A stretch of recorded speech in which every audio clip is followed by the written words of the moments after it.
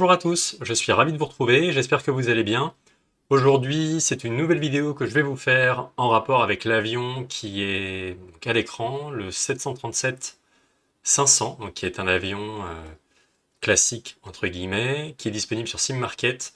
Donc dans cette vidéo, elle va se dérouler de la façon suivante. Dans un premier temps, je vais vous montrer comment vous procurer cet avion. Il y a plusieurs façons de le faire et je vais vous montrer la façon qui passe donc par l'un de mes partenaires Sim Market, que je remercie pour m'avoir permis de tester cet avion et de me procurer cet avion afin de vous faire un tuto aujourd'hui. Donc c'est un tuto complet de l'appareil sur Flight Simulator 2020.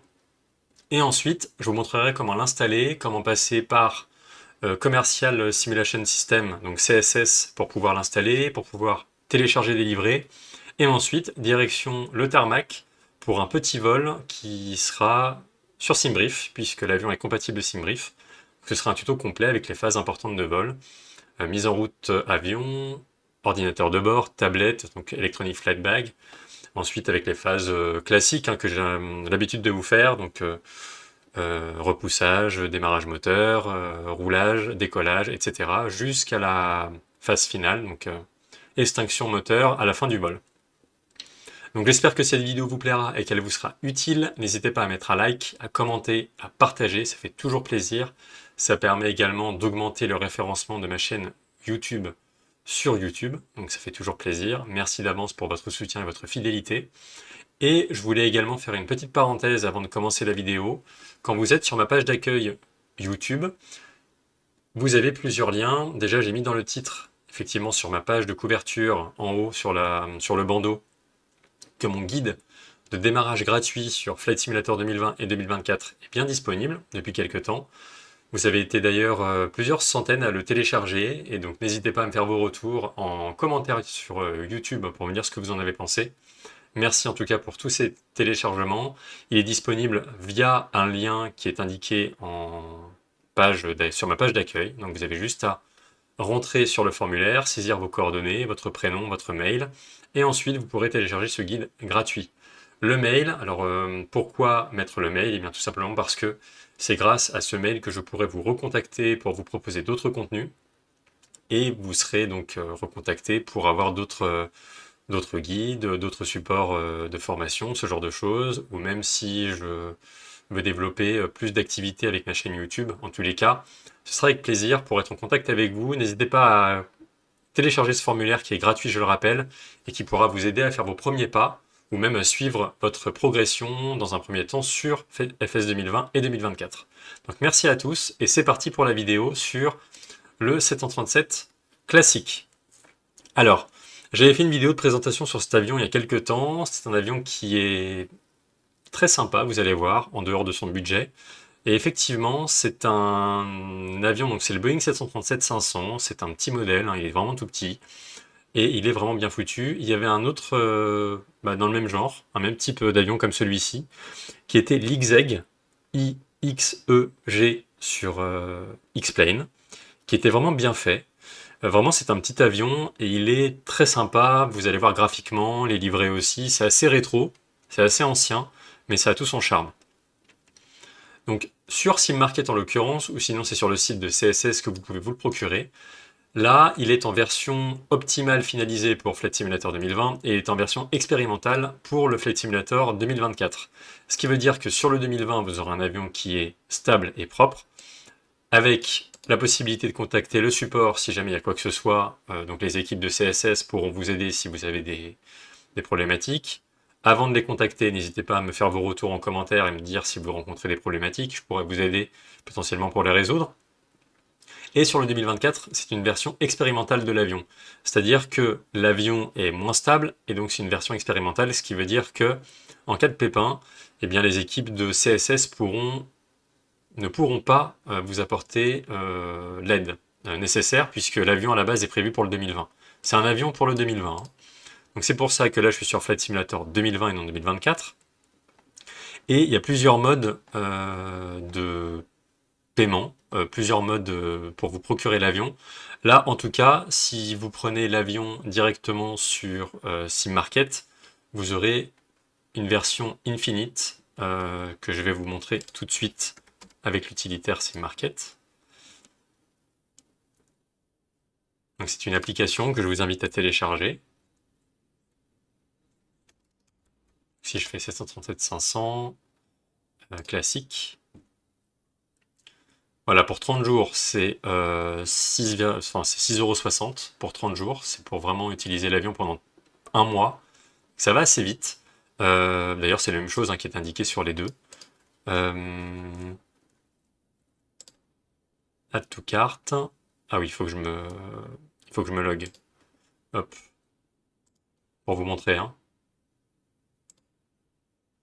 S'il veut bien. Voilà. Donc en fait, quand vous allez au paiement, hop.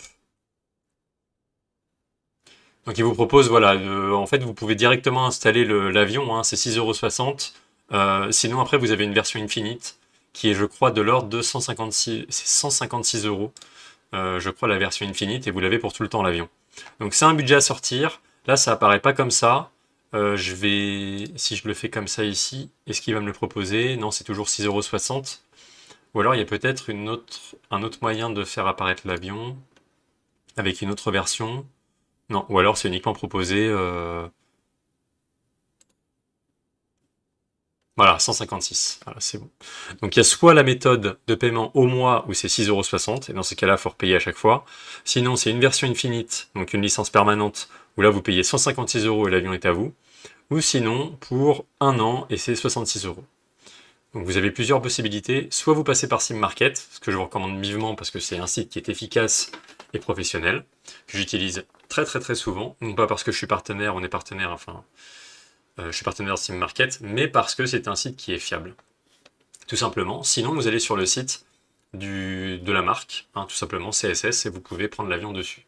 Donc quand vous allez sur SimMarket, vous faites le paiement, vous cochez les cases, vous êtes d'accord avec les conditions générales de vente, et ensuite, grâce à l'application que je vous ai montré avant, vous pourrez installer l'avion et vous aurez une clé, un numéro de série que vous pourrez insérer sur le logiciel qui permet de lancer l'avion que je vais vous montrer tout de suite, qui est CSS Launcher. Donc, dessus, avant d'avoir ces cases-là, enfin, avant que l'outil se présente de la façon suivante, il faut que vous enregistriez votre version, tout simplement. Donc ici, vous mettrez votre mail. Normalement, il est censé le reconnaître, ou pas. Sinon, vous mettez votre mail avec lequel vous avez acheté l'avion. Et ici, bien sélectionner SimMarket Code. Et là, vous allez pouvoir insérer votre code. Copier-coller depuis SimMarket. Vous avez reçu un code de confirmation avec SimMarket. Vous le collez ici directement, activé. Et là, comme par magie, il va vous mettre l'intitulé de la licence que vous avez, l'intitulé, pardon, pour FS 2020 ou en version expérimentale FS 2024. Je ne l'ai pas installé parce que c'est de l'expérimental et je préfère avoir un avion fiable, surtout pour vous faire le tuto. Et ensuite, une fois que c'est installé, vous allez dans Produits, vous sélectionnez la version, donc 2020 pour moi, et les livrets apparaissent ici. Donc j'ai pris la livrée Air France, c'est avec celle-ci que je vais faire le vol juste après avec le tuto. J'ai téléchargé l'autre, donc la livrée polonaise, et Southwest, il me semble. Non. United, non plus. Alors laquelle j'ai pris, je sais plus, peut-être Lufthansa. Non. Bon, en tout cas, vous en avez quelques-unes. J'en ai pris quelques-unes, en sachant que les livrées également disponibles seront sur Flight Sim 2, de mémoire. Et pour le support, vous pouvez sélectionner le produit qui est installé. Si jamais vous avez un pépin, vous mettez le sujet qui vous concerne. Si jamais ça concerne les effets sonores, la tablette, les systèmes de l'avion, etc., etc. Et ensuite, vous rédigez votre message et vous pouvez l'envoyer au support. Donc, vous voyez, ça c'est bien foutu. Rien d'autre à dire sur l'application, hein. Si vous avez des mises à jour, ça apparaît là. Installer, c'est en bleu, sur fond bleu. Là, pour moi, c'est installé, donc il me demande de désinstaller, c'est logique. Et voilà, c'est tout pour l'application, pour l'installateur. Je ferme à présent. Et ce que je voulais vous montrer, c'était le manuel d'utilisateur. Alors, je vais juste vous indiquer comment le retrouver. Ici, vous allez avoir donc la page principale sur votre compte et vous allez avoir les documents de lancement. Et vous avez ici la partie Legal, je n'ai pas consulté, et le manuel d'utilisateur. C'est ce document que j'ai ouvert qui est derrière. et qui permet de faire une bonne installation. Donc c'est en anglais. Si vous utilisez Microsoft Edge, est-ce que vous pouvez traduire? Est-ce qu'on peut traduire? Traduire la sélection. Si vous utilisez Microsoft Edge, hein, pas Google Chrome. Mais bon, vous pouvez copier-coller ça sur un traducteur type DeepL et ça vous traduit le texte. Bref, vous avez donc l'introduction, le sommaire, l'installation, comment installer, comment réparer, etc. Vous avez des étapes avec des images, hein, c'est bien légendé, donc ça c'est top. Donc c'est très simple à installer, hein, ça se fait tout seul. Et donc là, il vous montre comment insérer votre mail, comment remplir vos coordonnées, etc. Et il se peut, en bas, que vous ayez ce genre de choses quand vous démarrez l'avion. Les yokes sont totalement retournés, et moi ça me l'a fait. Hein. Et l'avion ne se démarre pas, vous appuyez sur les boutons, il ne se passe rien. Là, ce qui veut dire que quand vous avez ça qui s'affiche, c'est-à-dire que l'avion est mal paramétré ou alors mal initialisé. Et là, ça vous indique comment remédier à ça, soit vérifier votre statut de licence, c'est-à-dire, moi c'est Infinite, vérifier que vous avez bien votre licence au mois, à l'année ou Infinite qui est active dans le CSS installateur, ou sinon, c'est que votre antivirus bloque CSS, le process de lancement.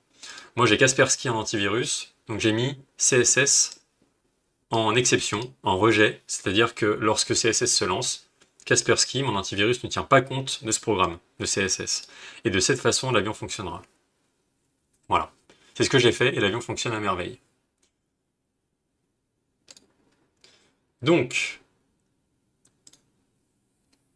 une fois que ceci est fait, eh bien, direction le jeu, directement. Donc j'ai lancé l'avion, enfin j'ai lancé le vol, pardon, tant pour moi. Voilà la livrée Air France, donc je suis avec. Pour rappel, j'ai fait un point de bol sim brief, AFR 151, on s'en fiche, peu importe, il n'y a pas d'ATC, il n'y a pas de radio. Bien sélectionner le type d'avion, le 737-500, ce sera un vol de Genève jusqu'à Bastia, un vol court. Hein. Et voilà pour le moment. Ensuite,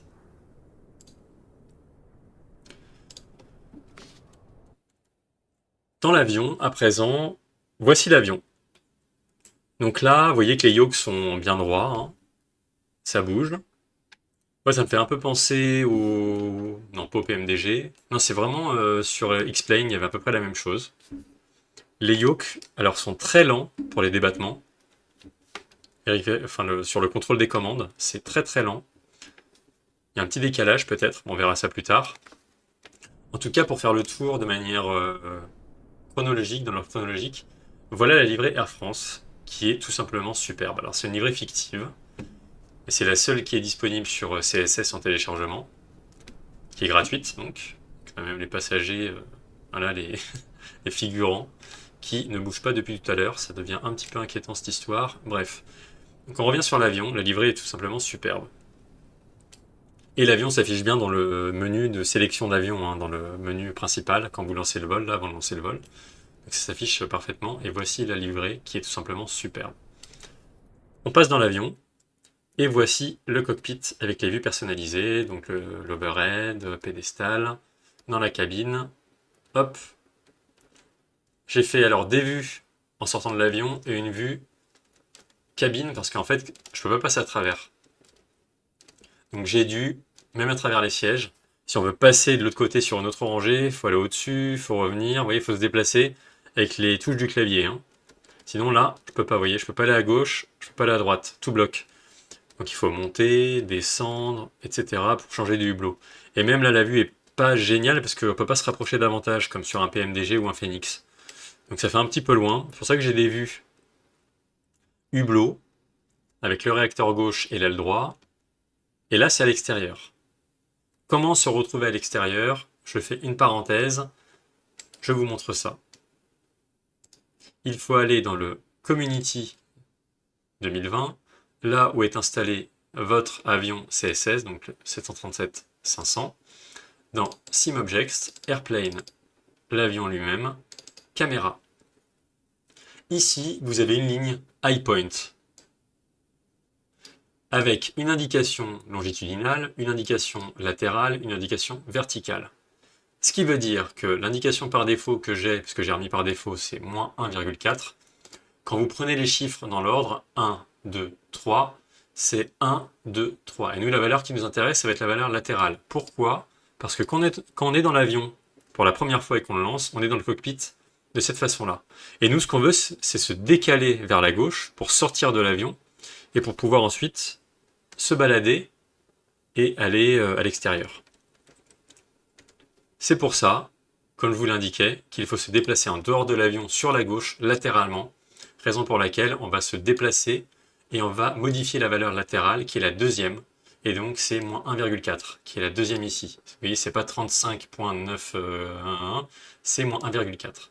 Et donc, plutôt que de mettre moins 1,4, vous allez mettre par exemple moins 15,4.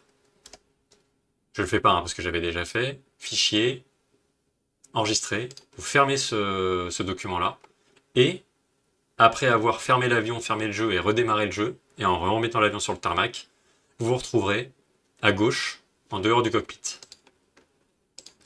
Non pas ici, là où je suis actuellement, mais à l'extérieur, là, à peu près à ce niveau-là, entre la passerelle et l'avion. Et là, de cette façon, vous pourrez, grâce aux touches de votre clavier, eh bien, vous déplacer à l'extérieur, etc., jusqu'à venir à l'endroit que vous souhaitez, et sauvegarder votre vue personnalisée et la charger. Pour rappel, c'est une petite parenthèse sur les vues personnalisées, hein. Pour pouvoir faire vos vues personnalisées, rien de plus simple, vous allez directement vous diriger soit dans le menu caméra ici. Alors attendez, si je mets sauvegarder, voilà. Sauvegarder vue personnalisée, il y a de 0 à 9. Pourquoi de 0 à 9? Parce que votre pavé numérique sur votre clavier, logiquement, est de 0 à 9, comme moi. Donc de cette façon, si vous voulez paramétrer et sauvegarder une vue personnalisée, exemple avec le 0, vous allez devoir maintenir le CTRL droite de votre clavier, non pas le gauche, CTRL droit plus le chiffre 0 du pavé numérique. Et de cette façon, ça sauvegardera la vue 0 que vous souhaitez sauvegarder, puis 1, 2, 3 jusqu'à 9. Ok? Les vues personnalisées qui sont sauvegardées doivent être chargées dans votre simulateur, dans votre jeu. Donc ensuite, charger. De cette façon, vous allez avoir pareil, 1, 2, 3, 4, 5, 1 jusqu'à 9. Et pour charger la vue personnalisée que vous avez sauvegardée en 0 avec le pavé numérique, elle devra être chargée avec le même chiffre. Donc vous laissez 0, puis 1, 2, 3, 4, comme les chiffres qui sont indiqués ici. N'hésitez pas à consulter ma vidéo sur les vues personnalisées que j'avais faites. Alors elle remonte un petit peu, hein, mais ça vous permet de consulter la méthode à l'époque, qui fonctionne toujours d'ailleurs. Sauf qu'à l'époque, j'étais pas rentré dans le détail du fichier caméra.cfg, et là vraiment c'est la valeur latérale qu'il faut modifier hein, sur le fichier caméra CFG, sur le document texte. Et c'est comme ça que vous serez à gauche de l'avion, complètement dehors, et vous pourrez faire vos vues. Il faudra ensuite, quand vous serez dans l'avion et que vous revenez dans l'avion, parce que vous pourrez passer à travers les murs, la carlingue, vous pourrez vous glisser jusqu'au cockpit, tout simplement. La porte s'ouvre. Et là, hop, vous revenez directement dans le cockpit, et vous pourrez faire vos vues personnalisées. Voilà. On referme. D'ailleurs, c'est bien fait l'animation, la porte est battante. Vous voyez qu'elle se referme toute seule, comme s'il y avait un jeu avec la porte. C'est bien fait. Bon, voilà. Nous voici dans l'avion. Donc, c'est parti. On va commencer avec la mise en route de l'avion, avec le démarrage du système, etc. Donc, la tablette, la voici. SimBrief, donc il est bien relié. Je vais vous montrer les options dans un premier temps. Aircraft Options, Général. On est bien en Cold and Dark pour le démarrage par défaut de l'avion. Enable Helper Click Spot, non. Ça, c'est un truc pour l'aide. Fast IRS Alignment, j'ai mis oui. Comme ça s'aligne instantanément pour Navigation Display et l'alignement ici des positions de l'avion. Configuration. Override Configuration, j'ai rien touché. Logiciel, Override Aircraft, j'ai rien touché. Application, donc là j'ai bien tout ça qui était coché par défaut, notamment SimBrief et Navigraph. Et la tablette, donc le fond d'écran, ça j'ai rien touché. Voilà, donc rien d'autre à dire sur les options. SimBrief, donc normalement quand votre identifiant SimBrief est bien reconnu, etc., vous avez juste à sélectionner le plan de vol. Donc là j'en ai fait plusieurs, donc là je vais prendre le dernier. Et on a toutes les indications qui apparaissent ici, donc avec la souris, vous pouvez faire défiler le document avec ce qui est cohérent par rapport à SimBrief. Time and Wait, donc on a tout un tas de menus ici qui sont liés au vol, à la bonne réalisation du vol, notamment les informations sur le vent, sur les distances de décollage, d'atterrissage, ce genre de choses, les NOTAM, donc tout ce qui est lié aux infrastructures des terrains concernés sur la route. Donc il n'y a pas de plan de vol à importer. Et ensuite, Navigraph, qui est d'ores et déjà relié ici, parce que, en fait, comme tout nouvel avion, vous avez besoin de saisir votre identifiant Navigraph et de le relier avec un QR code, un scan de QR code, et vous allez devoir vous authentifier sur votre compte Navigraph, tout simplement. Donc là, on a le menu SimBrief, là, on a Navigraph, ça va vite. Donc Genève pour le départ, hein, on peut se diriger sur Bastia pour l'arrivée, et notamment les phases d'approche, etc. Donc ce sera pour nous, à l'arrivée, la RNP 16, donc ce ne sera pas une approche ILS, ce sera une approche RNP. Donc là, on peut sauvegarder la vue qu'on veut, on peut revenir en arrière. Vous voyez, c'est très bien foutu, hein. On a même la météo, request weather, donc c'est tout ce qui est METAR, les messages d'observation météo, non pas des messages de prévision, c'est messages d'observation, avec le QNH, et ça va nous être utile après. Qu'est-ce qu'il m'a affiché? Request, ok, c'est pour mettre à jour. Ground Ops, donc là c'est tout ce qui est lié au service au sol, donc les portes, voilà, toutes les portes, avec notamment le Ground Power Unit, l'alimentation externe, que je peux d'ores et déjà connecter pour alimenter l'avion, avec le service au sol. Ensuite, la partie chargement, là c'est relié avec SimBrief, donc j'ai le temps de chargement réel, rapide, instantané. Donc moi je vais mettre en instantané.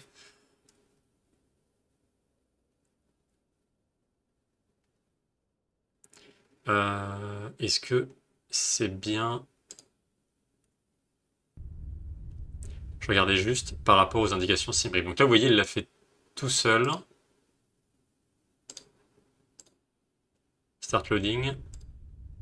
Loading completed. Ok, donc c'est instantané. Je regardais juste un truc par rapport aux indications ici. Le fuel, c'est 5600 kg. On a bien ça à peu près, c'est 5615. Donc on est bon, il a bien reconnu SimBrief. Et ensuite, en termes de remarques, je fais là un retour bureau avec SimBrief. Mais ce que je peux faire, c'est aller directement consulter les indications dans SimBrief, le menu justement dans l'avion, hein, dans le FB. Et Times and Weight. Non, ouais, c'est peut-être ça, voilà. Pax, cargo, fuel 5.6, c'est bon. Zero fuel weight 39.2. Ok, donc on est à 40.5. Bon. Écoutez, on va partir du principe que c'est bon. De toute façon, c'est à peu de choses près. Et Tug, c'est pour le repoussage. Donc, pas d'utilité à le faire maintenant. Ensuite, Performance, on verra ça après. Là, ce qu'on va faire, vu qu'on a mis l'alimentation externe, on va se mettre tout de suite sur le démarrage avec l'overhead.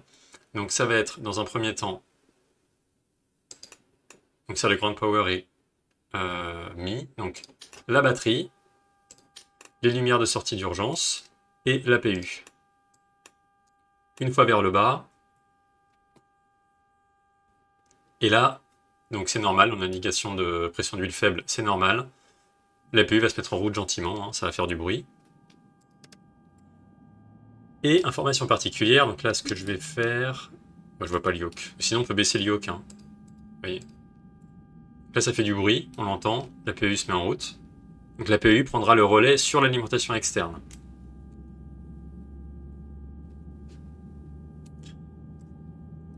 Alors je vais faire dans l'ordre, vous allez voir. Donc déjà, avec la touche B du clavier, ça se met pas à jour sur le QNH local. Donc ce qu'il faut faire, ça se fait pas à jour comme les autres avions. Donc ce que je vais faire, je vais aller sur... c'est celui-là. Hop. Ah non, pardon. Ground, c'est pas ça non plus. Si, c'est ça. Non, c'est pas ça du tout. Navigraph. Weather. Requests. Et donc c'est 1019 le QNH à Genève. Donc on va le mettre tout de suite à jour. On peut faire maintenir le clic gauche de ce côté-là. Ça va beaucoup plus vite. Voilà, 1019 c'est affiché dans la petite fenêtre. Également ici, 1019, parce que là on a 1012, ça va pas du tout. Il faut bien mettre le QNH parce que c'est pour l'altitude pression du terrain où on se trouve, donc à Genève. Donc on est bien à 1400 pieds à peu près. Hein. Idem de l'autre côté, 1019. Hop, voilà, c'est parfait. On va vérifier les deux côtés, tout est bon, comme ça on n'a pas d'alerte. L'APU est démarrée. Au centre, un clic vers le bas, un clic vers le bas. Donc voilà, ça génère de l'APU, l'électricité est à bord. On va directement s'occuper des alignements IRS. Ça va passer en aligné dans quelques instants. Voilà. Sur navigation pour les deux. On va à présent passer le window hit pour le pare-brise et les fenêtres donc sur on.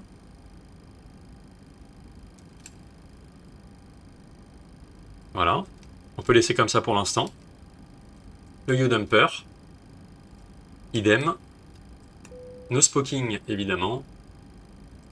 Tout en auto. Et attacher les ceintures également. APU bleed. Et là vous voyez, c'est ça que je voulais vous montrer, les écrans sont allumés, mais très très peu visibles. La luminosité est très faible. Et sur cet avion, c'est une particularité. C'est-à-dire qu'il faut manuellement augmenter la luminosité. Et ça, c'est pas évident à trouver au premier abord.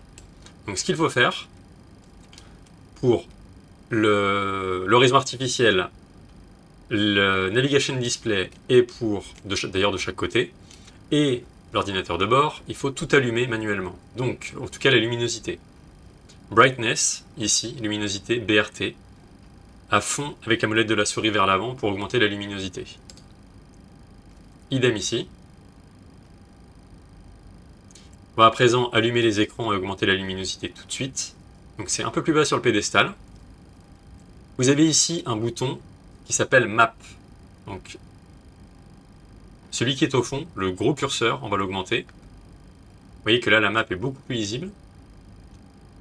Et on va également augmenter le petit bouton qui est au-dessus. Ça permet d'afficher plus précisément tout ce qui est radar terrain, etc. Et Brightness également sur la gauche pour augmenter la luminosité de l'horizon artificiel. Voilà. Ensuite, idem de l'autre côté, map. C'est quand même mieux quand c'est de chaque côté égal. Hop. Et hop.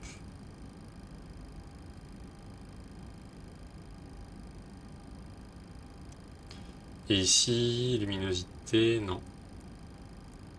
Bon, ça après c'est le code transpondeur, donc à la limite c'est moins important, même s'il faut qu'on l'affiche bien.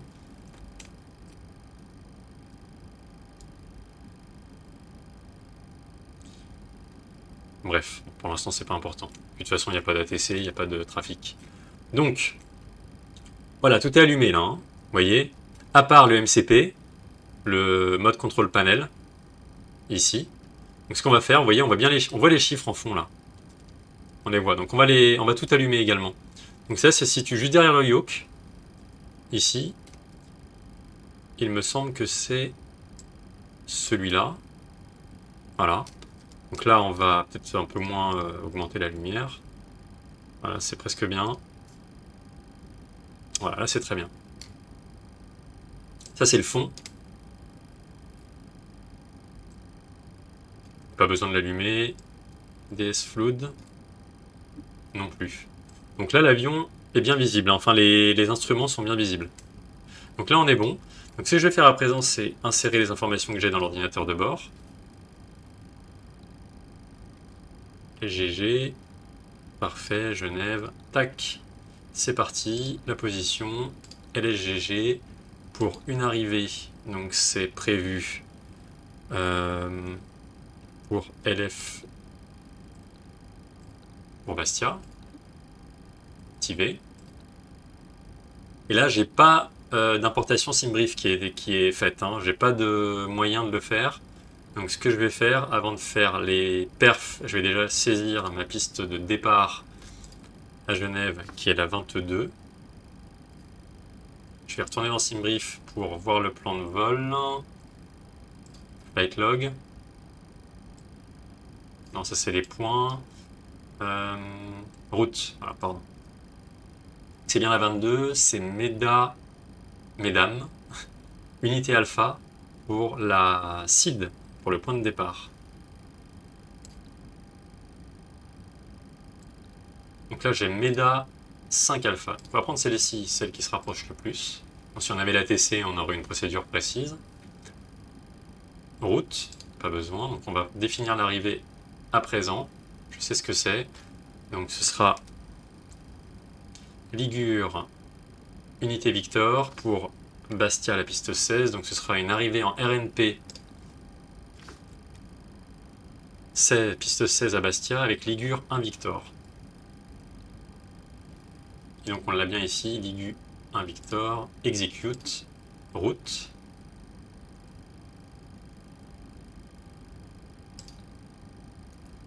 Qu'à présent, on va s'occuper des perfs, ou alors non, attendez, ce que j'aurais dû faire. Voilà, je vais tout saisir ici, pour la route. Donc on a dit que c'était Mesdames alpha, donc on l'a bien. Ensuite c'est Nitam. N-I-T-A-M.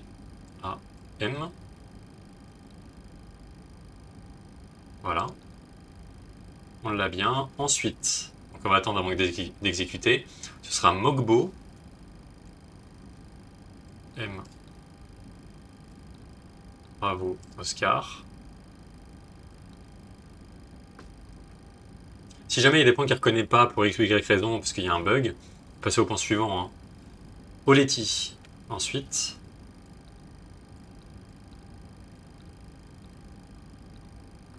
C'est parfait. Et après Oleti, donc c'est M858 Ligure. Donc ça va être, on va tester, on va voir s'il trouve ce point intermédiaire. Super. Et Ligure. Voilà. Là, la route est au complet, hein, parce qu'après Ligure, on a bien notre star pour arriver sur la phase d'approche de Bastia. Parfait. Les perfs, c'est parti. Si on clique dessus, qu'est-ce qui se passe? Il se passe rien, il se passe rien, il se passe rien. Donc, ce que je vais faire... Alors moi, j'ai l'habitude d'aller sur SimBrief comme ça va plus vite. Donc, je sais que c'est 35 000 pieds latitude de croisière. A priori, ça va pas changer. Et un cost index de 11. Donc, c'est niveau de vol 350. Ce sera 11 en cost index. On n'a pas de réserve parce que tout est indiqué dans le plan de carburant initial. Est-ce qu'on est bien sur 7000 pieds pour l'altitude de transition à Genève? Genève, hop. Je regarde. Ouais, c'est bien 7000. Donc on est bon. On retourne sur Bastia.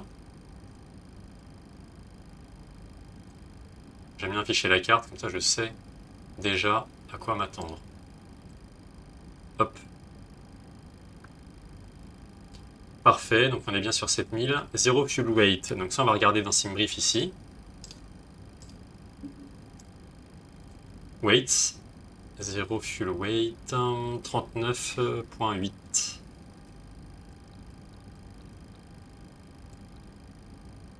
Tout se remplit tout seul. Parfait. Donc là, trip, donc je pense qu'il me met une altitude optimale de 37 000 pieds. On va laisser 35 000 pour l'instant. Enfin, niveau de vol 350. Take off.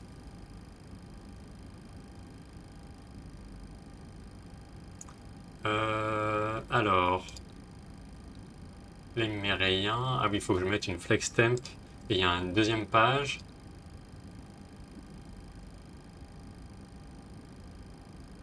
Alors attendez, ce que je vais faire avant, je vais remettre le plan de vol en bonne et due forme.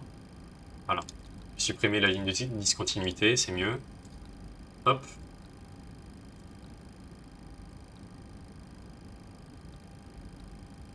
Capco, voilà la 16 avec la 16. Nanana. Ok, super. Donc à présent, ce que je vais faire, je vais retourner sur Take-off. Ouais, c'est ça, les perfs. Donc c'est bon. Et là, ensuite, donc j'ai ça. Et ce que je vais faire, je vais retourner sur la tablette, performance. Donc, c'est parti. Non, je suis pas du tout à LFPO. Est-ce que je peux pas... non. Implémenter directement mon plan de vol? Non, je peux pas. Donc c'est LSGG. Mince. S. S'il veut bien.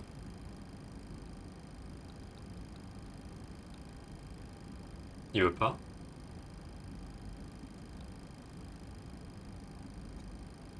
Mince alors.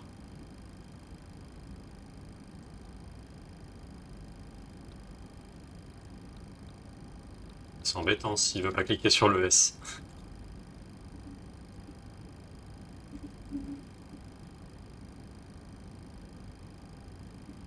Je vais me déplacer. Ah, attendez. Ah, enfin. Voilà les petits bugs qu'on peut avoir, hein, vous voyez? Superbe. Registration, ok, on s'en fiche. Elle est en train de charger. C'est bien la 22. En configuration, volet sur 5. 5e cran. Anti-ice off, bit off. Engine, je laisse comme ça. Ok, One Directions. Donc, je vais retourner. Il y a pas mal d'allers-retours à faire. Hein. Sur Navigraph. Weather. Donc, on est sur un vent du 320 degrés pour 4 nœuds. C'est un vent qui vient du nord-ouest pour 4 nœuds, donc il est faible. Il est variable du 240 degrés au 0,40 degrés, donc c'est un vent qui varie du sud-ouest, enfin, ouais, ouest-sud-ouest jusqu'au 0,40, donc c'est un vent même secteur nord, qui peut varier jusqu'au secteur nord. Caboquet, donc visibilité, bon, c'est les détails, ça après. 33 degrés en température extérieure et 1019. Donc c'est ces informations que je vais mettre. 320 0,4 degrés, 33 degrés, 1019.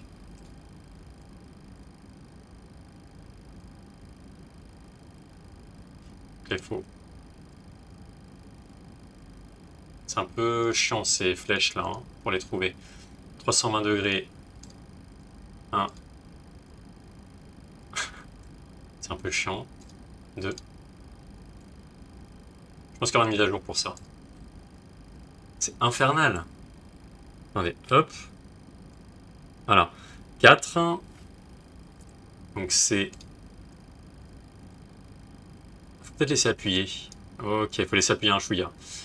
Et 33 degrés, donc il fait chaud. Hein. Voilà, faut laisser appuyer. Comme ça, vous pouvez avoir la technique.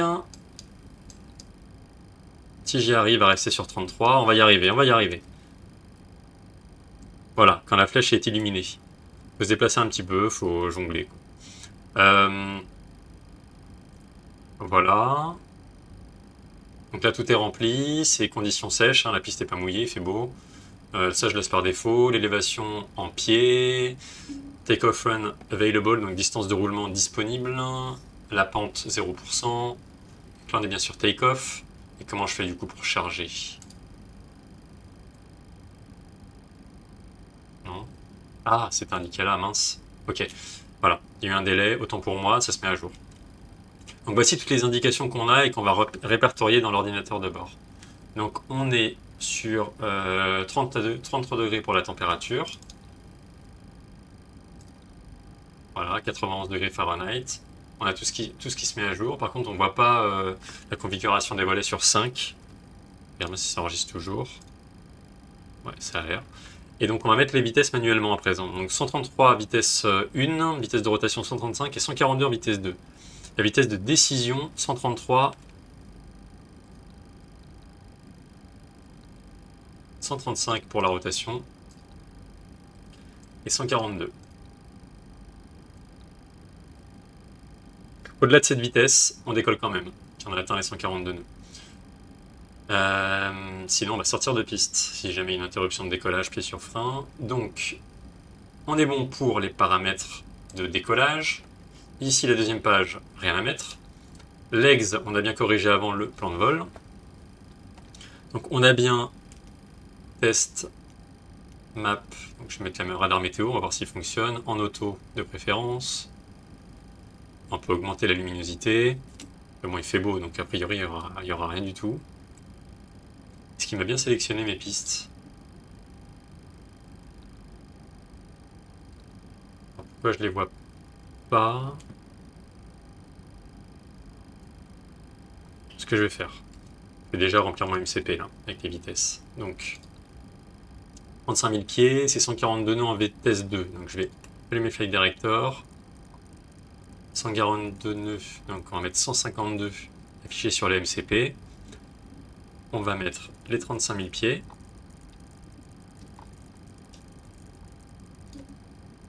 Je vais aller un peu loin, tant pour moi. Hop, de chaque côté.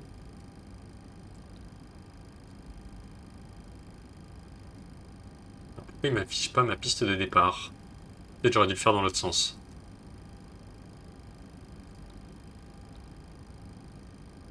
Ouais, je pense qu'il a mal calculé là mon... Alors déjà pour dézoomer, j'aimerais bien dézoomer. C'est où? C'est peut-être la luminosité.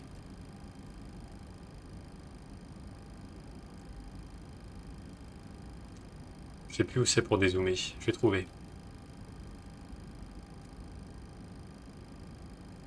Non, ça c'est la lumière.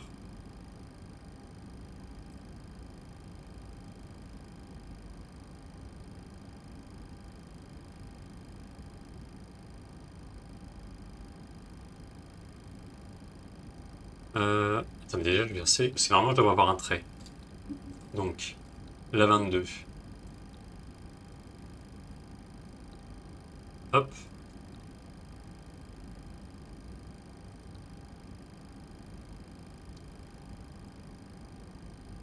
Curieux. Curieux, curieux.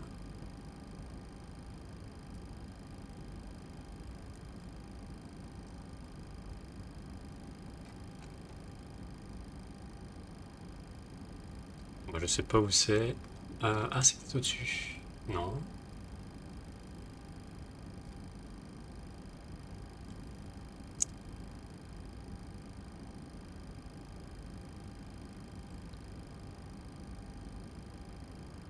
Donc, climb, cruise. Route. Runway, donc c'est bon. Non, non, il y a tout. Hein.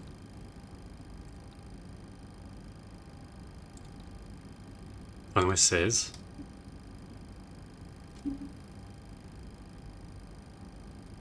Comment dézoomer cette carte? Ah, c'est là. Attendez, ça doit être là. Voilà. Ok. Donc, effectivement, map. Je n'ai absolument pas de procédure de départ ici qui s'affiche. Pourquoi? Je ne sais pas. Je ne sais absolument pas. Pourtant, j'ai bien sélectionné mon départ. 22.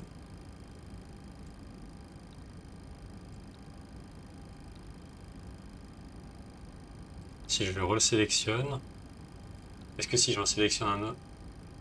Ah ah, d'accord. Donc c'est... Vous voyez qu'il y a un bug avec cette seed. Oula.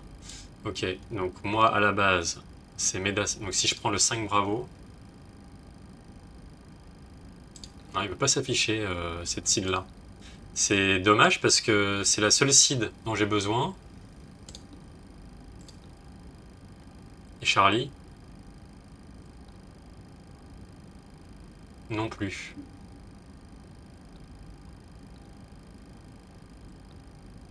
Et bien vous voyez ce qu'on va faire si j'en sélectionne un autre. Non. Bon. Le genre de bug qui peut arriver avec un point. Donc je vais laisser comme ça. Et ce que je vais faire, je vais faire un décollage à vue, entre guillemets. C'est marrant parce que j'ai l'impression de voir quand même il y a un point au bout, PAS, je sais pas ce que c'est. Et après on a bien notre route, un SAP, bon bref, ok. On va faire un décollage vers ce point-là et puis on fera un direct tout à la montée initiale. Vous allez voir, ça permet de pallier à ce genre de bug qui s'affiche. Donc, moi ce que j'ai l'habitude de faire, c'est toujours de faire ensuite une vérification. Donc non pas sur map, plan. Voilà, ça permet de voir le plan dans une représentation spatiale avec la bonne direction. Donc là on sait qu'on fait une route vers le sud-ouest au départ de Genève pour aller à Bastia. Là c'est normal, j'ai pas le VNAV. Pourquoi d'ailleurs, je ne sais pas. On verra tout à l'heure. Ça va peut-être s'enclencher au décollage, hein, avec ce fameux bug là, à la montée initiale. Et ce que j'ai l'habitude de faire, donc, c'est de vérifier dans plan et ensuite de faire défiler le plan de vol pour voir le tracé, comment il est. Donc j'aime bien aussi dézoomer davantage. Ça me permet de voir l'arrivée surtout, pour voir la tête que ça a. Là je vais zoomer à présent. C'est chiant que ce soit ici, pour faire des allers-retours.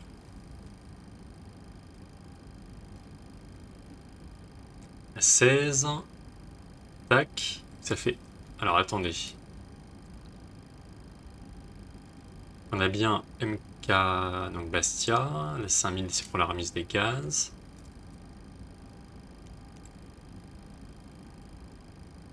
Ouais non c'est ça. Là il y a Tortue. Acuti. Ensuite il y a Aliso. Faut bien vérifier. Hein. Acuti il est là. Ensuite il y a Aliso. Je zoome. Aliso, Capco. Qu'après Aliso c'est Capco. Donc c'est ça. Il est bien là. Hop, ça fait IK Bastia là pour la 16, FK Bastia 16, hein, après c'est la trajectoire, c'est les QFU de la piste. Ok. Donc là on est bon, et puis si on retourne également sur la procédure d'arrivée, d'approche, on voit bien qu'on a quand même avec les reliefs là, qu'on a un léger virage à prendre la direction du sud-ouest, pour ensuite s'aligner avec la 16. Donc il y aura un virage à la fin qui sera pas mal je pense.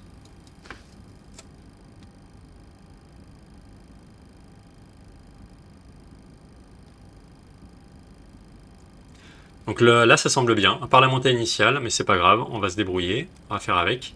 Donc je me remets sur map ici, et là le zoom me semble bien. On va continuer de démarrer l'avion, hein. C'est parti, donc on va à présent mettre en route les pompes, carburant, tout ce qui est électricité, on va allumer l'anti-collision, les lumières anti-collision. Donc là on est bon. Ça c'est bon aussi, ça tac, donc on va pouvoir éteindre le GPU. Ground, on enlève le GPU, on laisse décharger hein, pour pas qu'il y ait de bug. Et on va à présent déconnecter les cales qui sont mises sur les roues, sinon on ne pourra pas repousser. On va voir si le plugin de pushback fonctionne, sinon on utilisera celui de l'avion. Hop, parfait.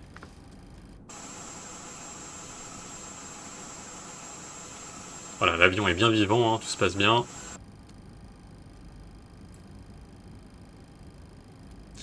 Ok, donc ça c'est bon. Eh bien, on est prêt à faire le repoussage moteur. Donc là, ici, on va repousser. Le nez sera de ce côté-là, à droite. Donc on prendra ici la bretelle à gauche, puis on ira se rendre sur la voie de circulation parallèle sans s'opposer de direction de décollage sur la piste. Et puis c'est parti. Donc, le repoussage planifié.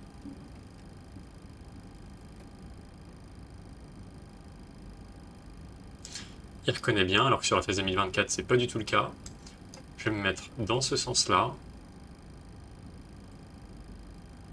C'est le plugin de Aerosoft, il me semble que j'utilise. Hop, je valide.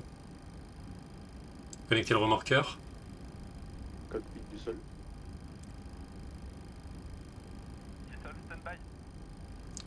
Et l'avion va se démarrer comme un PMDG Z137, hein, c'est pareil. Tara. Petit col, c'est bon.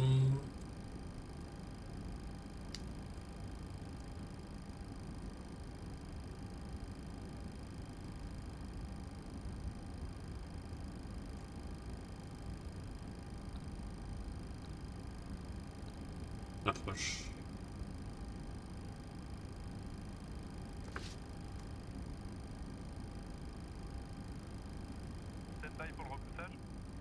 C'est parti. Vite du sol. Nous sommes Juste qu'il appuie autorisés sur les pour freins. repoussage et démarrage. D'accord, autorisé pour le repoussage et démarrage. Veuillez relâcher le frein de Non. porte, s'il vous plaît. C'est bon. Faut appuyer sur les freins. Arrivée serrée.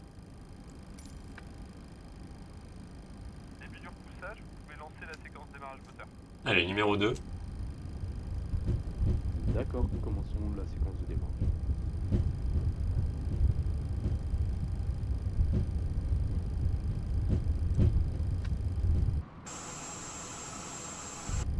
C'est un drôle de bruit quand il repousse.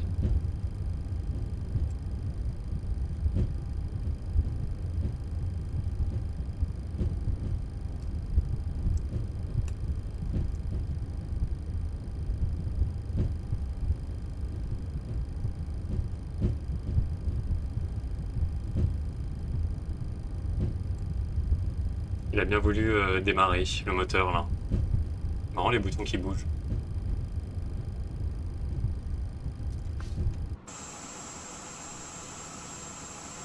Il ne veut absolument pas démarrer le moteur, c'est génial. Pourtant c'est bien sûr...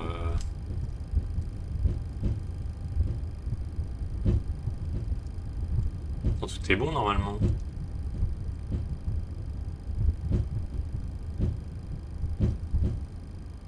Repoussage terminé. Veuillez serrer le frein de parc, s'il vous plaît. Là, pourquoi il veut pas démarrer le moteur maintenant? Sol, vous pouvez déconnecter. Voilà. D'accord, monsieur, autorisation de déconnexion accordée. Start valve open. Alors il y a un truc que j'ai mal fait là. À mon avis.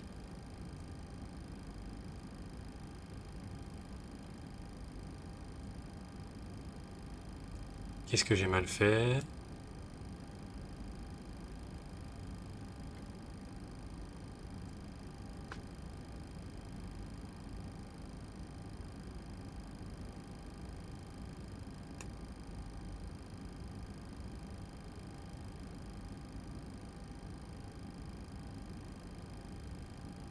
Euh...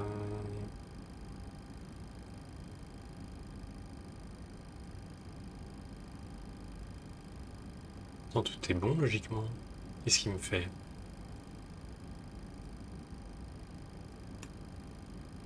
Ah, c'est peut-être ça. Non?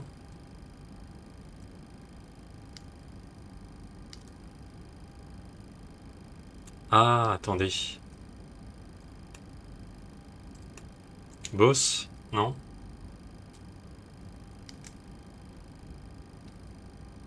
Ah oui. J'ai l'impression, non? Bah oui.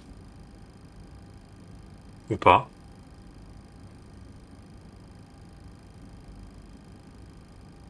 S'il veut bien. J'ai pas l'impression.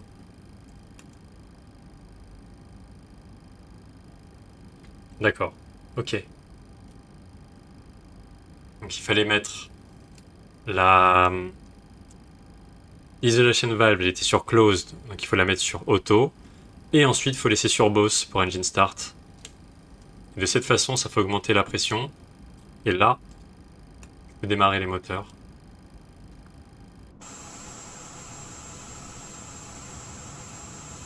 Eh oui. Autant pour moi.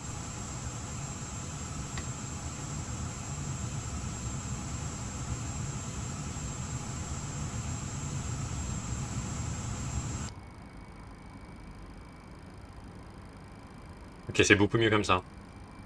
Allons-y pour le numéro 2. Enfin, numéro 1, pardon.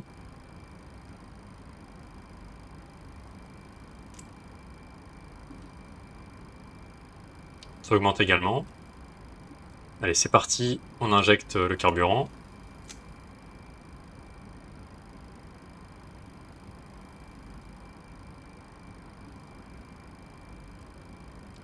Génial.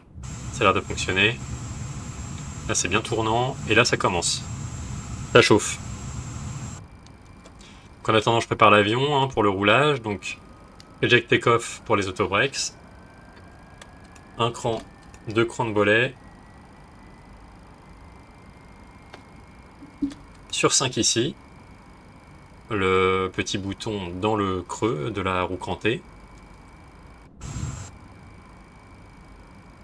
les phares. Taxi. On met Engine Start Switches Continuous pour le roulage. L'avion a l'air bien stabilisé. C'est bon. Je m'en mets legs au début. À présent, on passe l'APU sur off, puisque les moteurs ont pris le relais.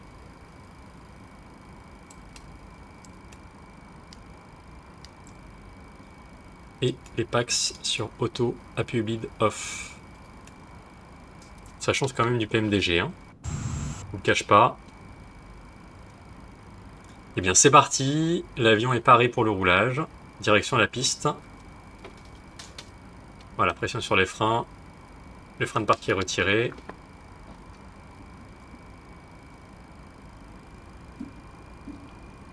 La manette des gaz répond bien.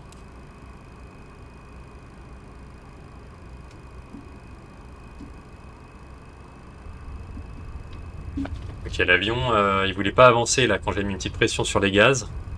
Il a fallu que je mette quand même un chouïa plus fort pour que l'avion avance.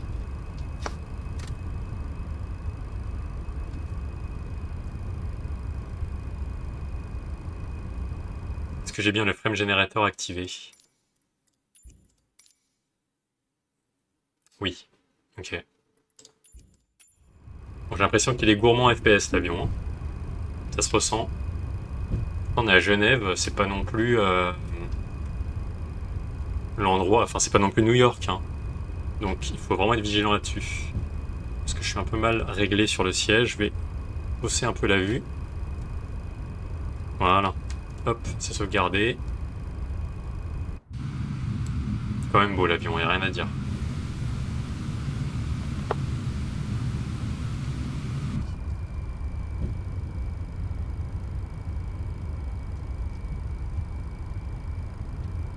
Il est quand même bien fait, hein. Il est lourd l'avion là. Il y a de la lourdeur.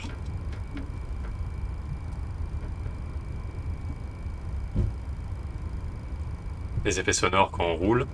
Pour rappel, j'utilise FS réalistique, des profils qui sont définis en fonction de l'avion qu'on utilise. Et vous pouvez choisir vous-même vos effets, ici. Ils sont en anglais, hein, mais...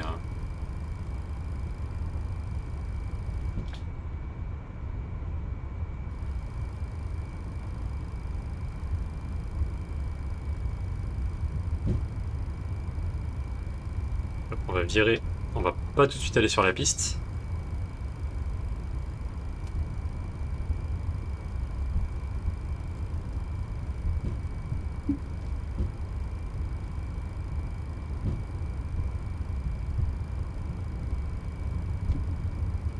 Oups, autant pour moi.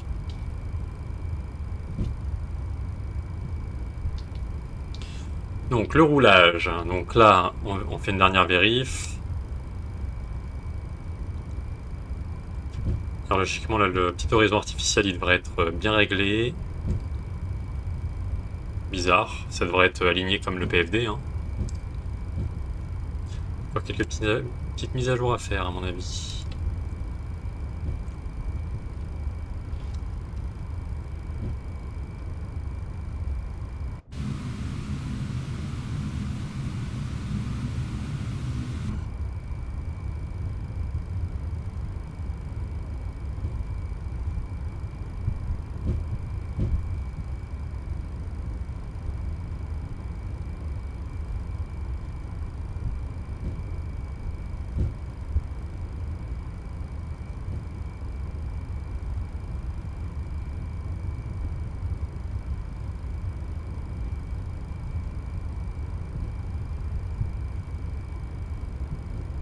Donc voilà, j'ai un petit peu long, mais promis ça va aller vite.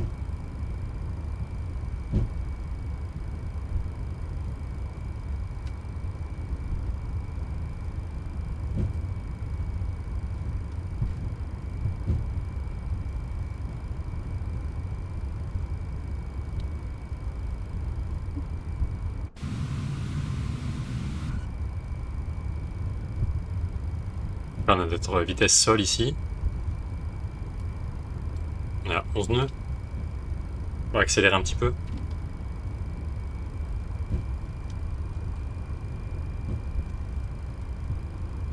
Parce Là, je peux activer ça. Ok. Il a fallu cliquer plusieurs fois pour qu'elle s'enclenche.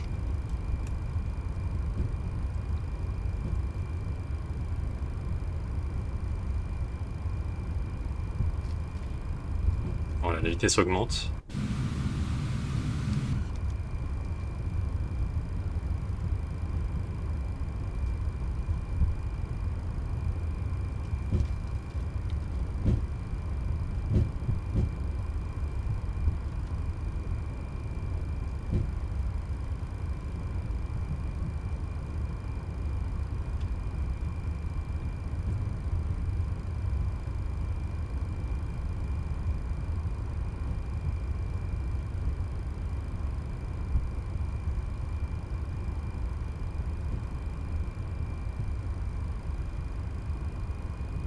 L'avion ralentit, continue. Et j'accélère. Envie de décoller là.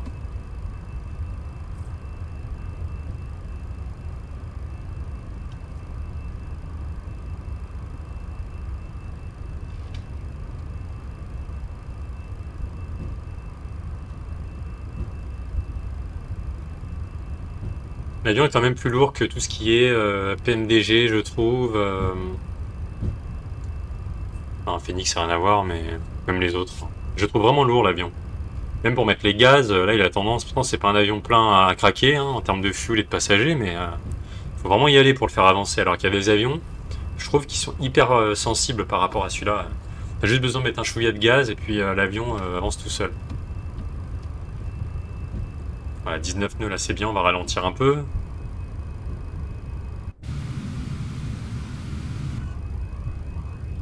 Le lac Clément, ça va être sympa. Bon là admettons qu'on est autorisé, etc. Il n'y a personne, donc on va allumer les strobes.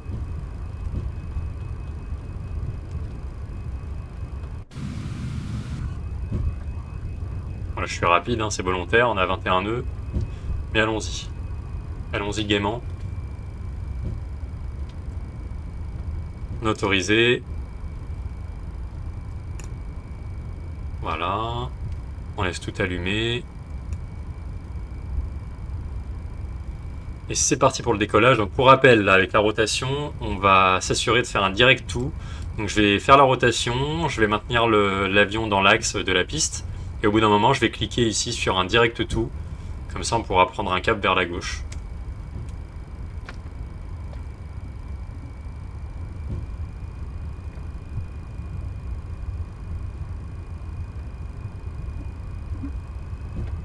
Allez, c'est parti, on s'aligne.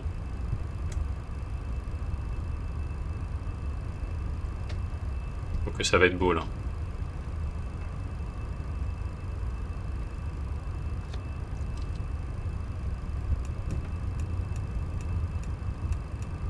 Il faut cliquer plusieurs fois quand même. Voilà. Et c'est parti, plein gaz.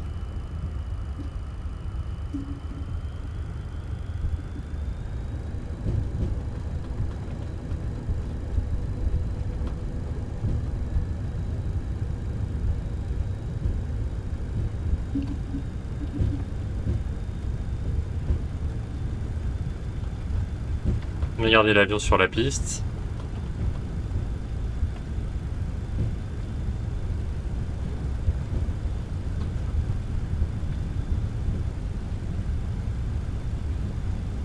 Comme générateur à gauche, hein, c'est normal.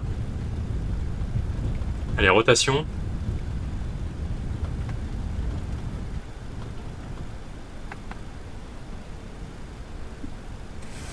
J'ai oublié de régler la trim. Ouh là, l'avion est sensible. Hein. Ouh là là, ouais, c'est... Ça n'a rien à voir, quoi. Vraiment le tenir sur la trajectoire verticale, hein, sur la gouverne de profondeur. Donc là, j'ai pas de VNAV. Je pense que c'est normal. Allez, je vais prendre mon virage vers la gauche comme prévu. Je règle la trim. Et là, je vais faire un direct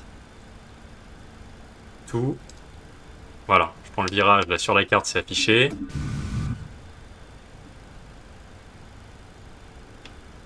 L'avion est hyper lourd sur le virage, là, faut vraiment faire la rotation.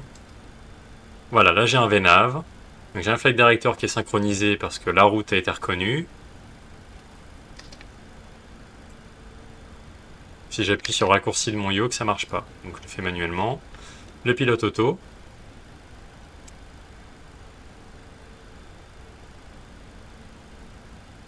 La vitesse augmente, c'est cohérent. On va rentrer les autobreaks sur off. Qu'est-ce qu'il me fait là? Est-ce qu'il a bien pris la bonne... Ouais, on va faire même ça. Alors, je reprends un virage pour ça, parce qu'il n'était pas assez serré mon virage tout à l'heure. On prend un cran de volet, parce qu'on se rapproche du trait rouge. Encore. Et j'entre tout. C'est normal.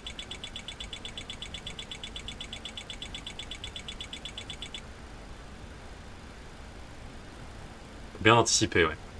Ok. Là, l'avion continue sa montée. Le relief est loin devant, donc c'est bon.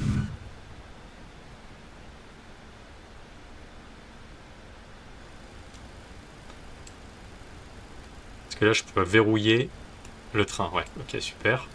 Donc là, les phares. Hop, hop, hop, hop, hop. Et on va passer les 7000 bientôt. On pourra passer à 1013 hectopascal avec le QNH d'atmosphère standard. Donc vous voyez, pour le départ, là, sans l'acide, c'était un petit peu particulier. Je voulais faire un truc à la main. Mais bon, ça correspond maintenant, c'est parfait, l'avion va suivre sa route. Donc ce que je vous propose, c'est de reprendre le vol. Donc là, je vais stabiliser à 35 000 pieds. Et je vais ensuite mettre une altitude cible pour la descente. Donc pour intercepter la phase finale d'approche à Bastia. Et on se retrouve donc pour tout de suite sur la partie descente et approche. A tout de suite. Alors, la descente ayant été entamée, comme vous pouvez le remarquer, je vais vous montrer étape par étape comment configurer l'avion jusqu'à la phase finale, donc l'approche et atterrissage. C'est un atterrissage en manuel, pour le coup, puisque ce n'est pas une approche comme les autres. Il n'y aura pas de glide slope ni d'aide à la navigation et à l'approche. Donc, l'avion, ça y est, donc il a fait sa descente. Là, on arrive bientôt quand même. Vous voyez que ça va assez vite. Donc, je vais zoomer d'ailleurs. Hop. Et là, c'est beaucoup plus lisible au niveau des écrans, enfin au niveau des indications et des instruments. Donc, c'est parfait. J'ai mis 5000 pieds donc en altitude cible. Vous voyez qu'avec une configuration VNAV, LNAV, donc ça suit correctement ce qu'il faut, toujours avec l'auto-throttle enclenché. Ce que je vais faire à présent, c'est me diriger tout de suite sur l'EFB, l'Electronic Flight Bag. Je vais zoomer ici, et donc on peut remarquer qu'au niveau... Je vais me faire ça. Oula. Donc, que ce sera une remise des gaz à 5000 pieds, donc on est bon pour l'altitude, et donc que ce sera... la hauteur des décisions, c'est 477 pieds. C'est ce qu'on va mettre dans la petite fenêtre en bas pour la remise des gaz. Donc on va mettre 480. Voilà, Decision 8. Donc, hauteur de décision, 480 pieds. Ce qui est cohérent avec ce qui est affiché sur Navigraph. Ici, donc c'est 477. Vous voyez, c'est entre parenthèses pour l'altitude de décision. Donc on sera bien sur cette altitude-là. Ensuite, je vais retourner à l'accueil. Performance, landing. Allons-y. Donc, bon, j'aurais dû le faire un peu avant. Hein. Donc ce sera une arrivée. LFKB. Done.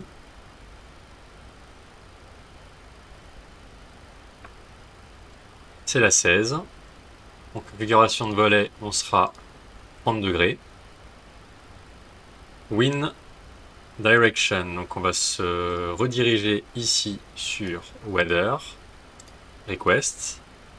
Je vérifie que l'avion suit bien ce qu'il faut. Donc là, on est bon, hein. Vous voyez qu'on est centré sur le plan de descente.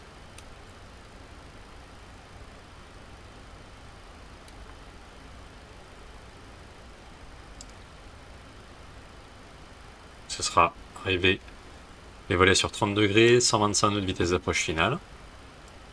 À Bastia, nous avons actuellement un vent du 120 degrés, donc sud-est, pour 3 nœuds, il est faible. Cavoquet encore, 26 degrés, 1018 hectopascal. Donc 120 degrés, 3 nœuds, 26, 1018. C'est parti.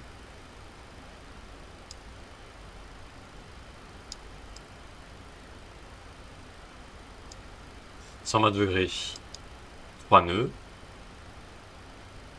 1018 et 26 degrés. Et voilà. Et donc, est-ce qu'il m'affiche autre chose?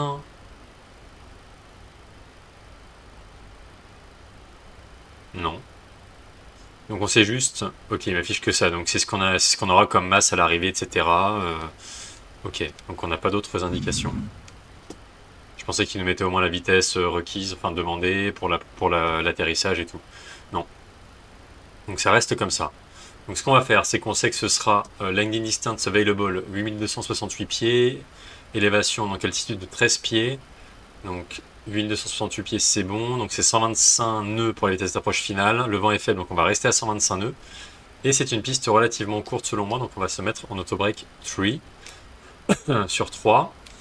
Les autobreaks, les speed brakes pardon, sont bien armés. Avec un clic, en maintenant avec la souris clic gauche, il faut arriver sur le cran armé, c'est chose faite. Autobreak sur 3, toujours ici on est bon. Et donc le QFU de la piste à Bastia est 174 degrés. Donc c'est ce qu'on va mettre ici sur l'heading, sur le cap.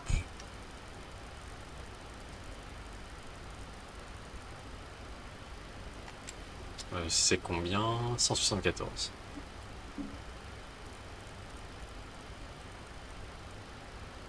On va rester comme ça pour l'instant. On va laisser 5000 pieds. Juste regarder quelque chose. Donc là quand même c'est Aliso.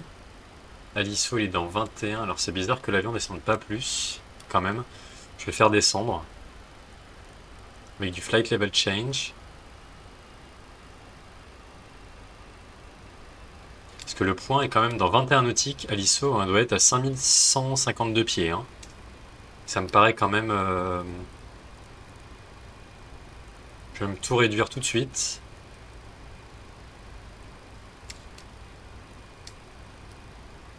Je vais sortir les speed breaks pour le faire descendre davantage. Alors faut pas être trop brusque hein, sur le speed break parce que l'avion a tendance à piquer à fond. Hein. Vous voyez si je le sors à fond, l'avion descend comme une brute. Pour l'instant, voilà, je vais y aller mollo.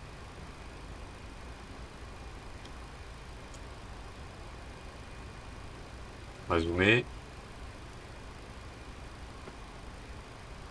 Pour allumer la lumière, celle-là.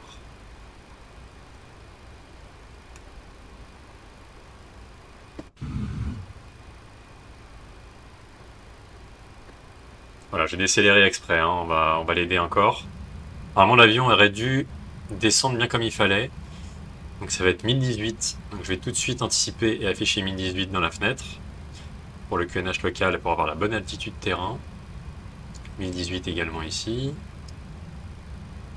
Voilà, ça ce sera fait, je ne vais pas perdre de temps après, parce qu'il faut anticiper. Et 1018. Voilà, c'est affiché là.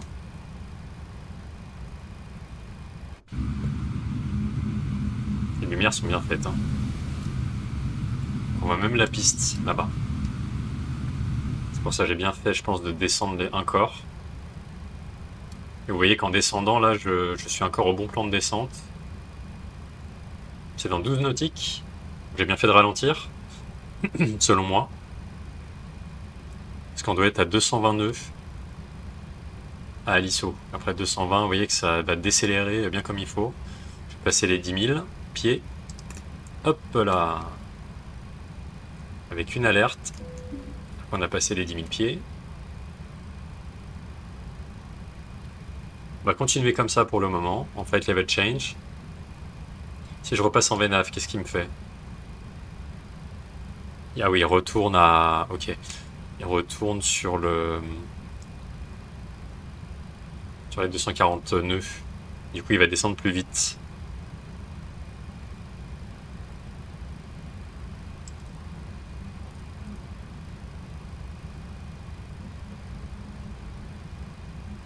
Et là, je trouve qu'il descend...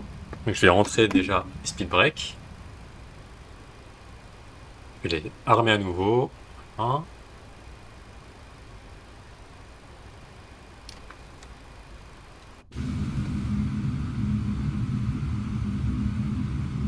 Est-ce qu'on voit la piste? Les phares sont super bien faits. Hein. Les lumières...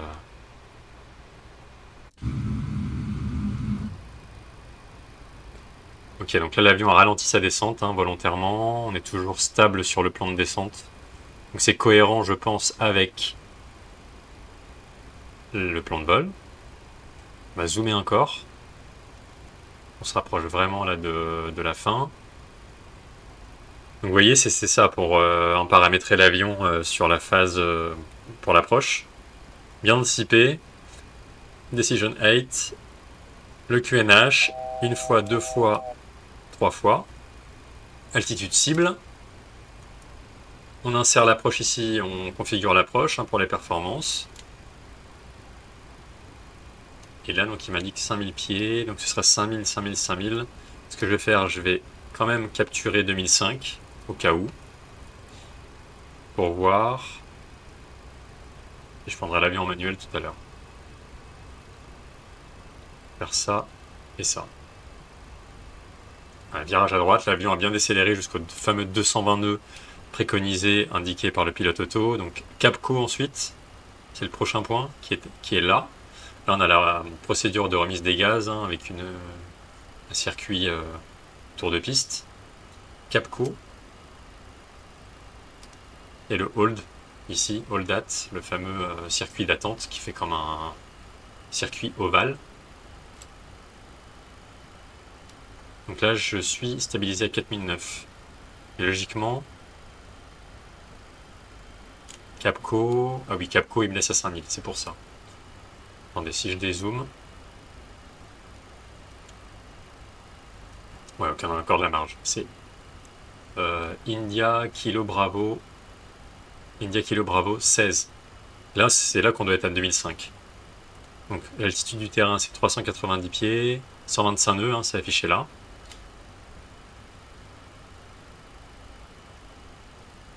Je suis quand même en avance. Mais vaut mieux être en avance que à la bourre.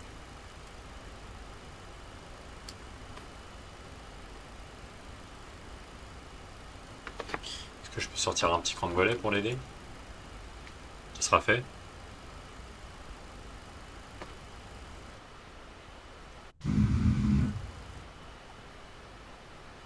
Sur 5 crans de volet, je sais pas s'il est visible. Parce que pourtant... Oh, il est sorti là, vous voyez, 1 degré. 1 degré. Bon. Ah oui. Ouais, non, c'est normal. Ok. Bon, je vais la rentrer, hein. C'est trop tôt. Alors, est-ce que... Je sais pas si c'est le train qui a fait ça. Bon. On va continuer comme ça, pour l'instant. 2500. La piste est là. Elle est juste ici, la piste. On voit le papy au loin. Ça va être un virage serré à la fin. Je prendrai le contrôle de l'avion.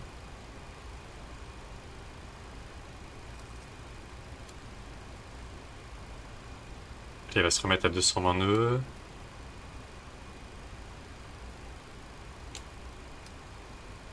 C'est en rouge. Bizarre. Je sais pas. On va verrouiller comme ça. Donc à 2005, on a 1000 pieds d'écart par rapport à 2500 pieds, c'est pour ça.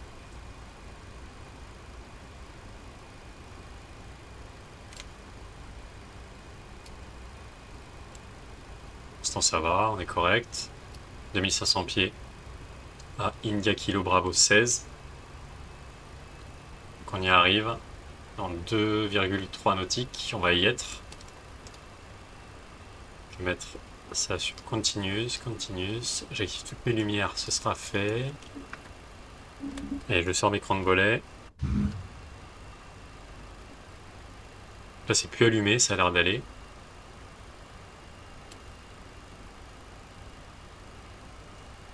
Je vais prendre le contrôle de la vitesse. Je vais passer voilà, 180 nœuds, on va anticiper tout de suite. Après, il faut réduire. Hein.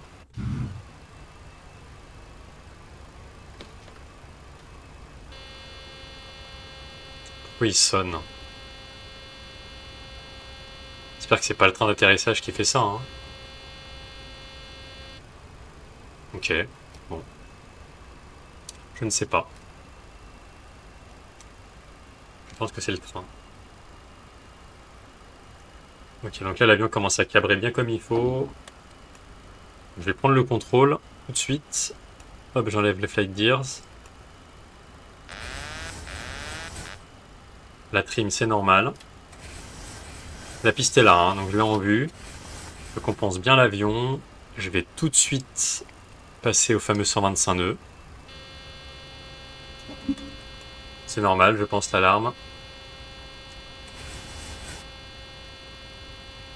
Je vais me désactiver ça. Et j'ai l'impression qu'il y a une alarme à chaque fois que je suis en train de voler. Je réduis les gaz tout de suite. Je réduis à fond.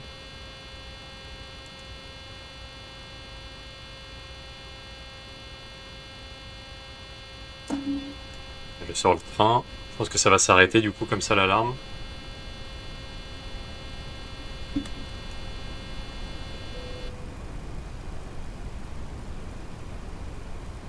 « 5000 pieds. Là j'ai le contrôle de l'avion.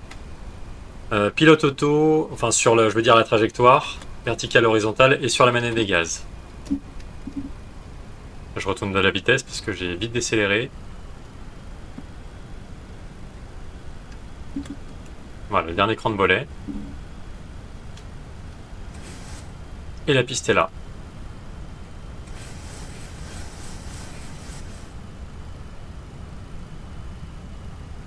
Et vous voyez que sur donc le volet... Ah non, j'ai sorti un cran de volet en trop. Pour moi. Voilà, là on est bon. On est centré ici sur la vitesse. Au niveau de l'horizon artificiel sur le PFD, ça me semble bien aussi. Je suis peut-être un peu bas, donc je vais remettre un peu de gaz. Et là on a bien nos 30 degrés de volet. Les phares, on est bon. Une dernière alerte pour dire qu'on arrive. Là je suis un peu bas hein, sur le papy, donc je remets un peu de gaz.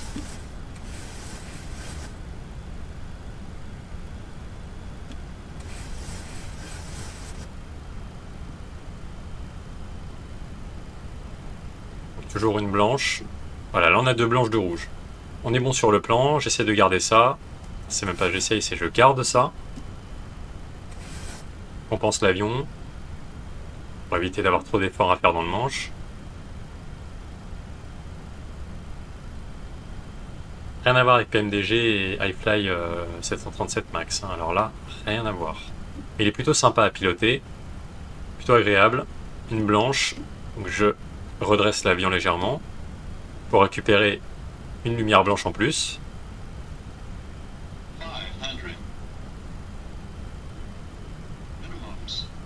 Je continue. Voilà, deux blanches. Et la sortie sera sur la droite hein, tout à l'heure, sur la piste. Toujours une blanche, donc je remets des gaz. Je compense, voilà, deux blanches. Trois blanches, donc ça y est, je essaie de piquer en plus. Deux blanches.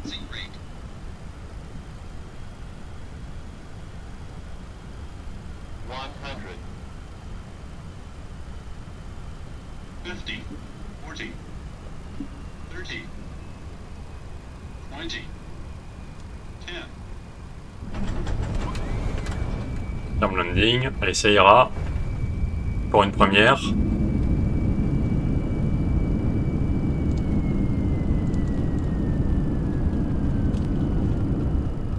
Je pense que mon siège était un peu mal réglé aussi. Allez, on réaccélère tout de suite. Que ça s'affiche. Truc qui s'affichait jamais avant. Allez, on fonce.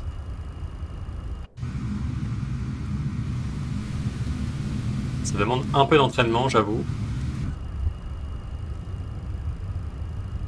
Allez, on rentre. Les spoilers, les volets également.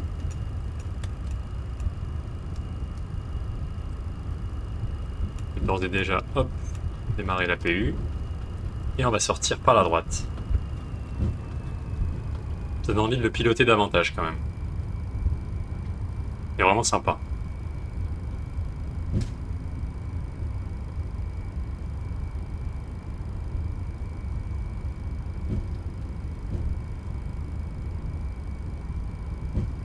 Piste dégagée. Hop, hop, hop, hop, hop. Ça change. Les strobes off. Et on va aller se garer pas loin. Alors je suis désolé, la vidéo a coupé juste avant, alors je sais pas pourquoi, après avoir atterri.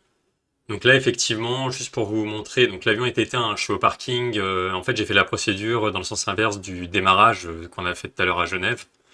Donc quand vous arrivez en fait au parking, vous avez juste à déjà bien sélectionner sur la tablette l'ouverture de porte avec les cales pour les roues. De cette façon, en vous étant assuré que le frein de parc est bien serré. Pour serrer le frein de parc, c'est pression sur les freins et vous cliquez pour mettre le frein de parc et vous relâchez vos freins. Et ensuite, j'ai éteint l'overhead comme il se doit avec les IRS sur off, window 8 sur off, le gun number était sur off tout seul, les pompes de carburant sur off, la ceinture détachée, les phares sur off, bien entendu, après avoir fini le roulage, j'ai éteint les phares de roulage, les moteurs qui se sont éteints également, que j'ai éteints ici, les deux petits boutons à remettre vers le bas avec la flèche. Donc anti-colle sur off. Voilà. Et puis ensuite l'électricité sur off. APU bit pas besoin.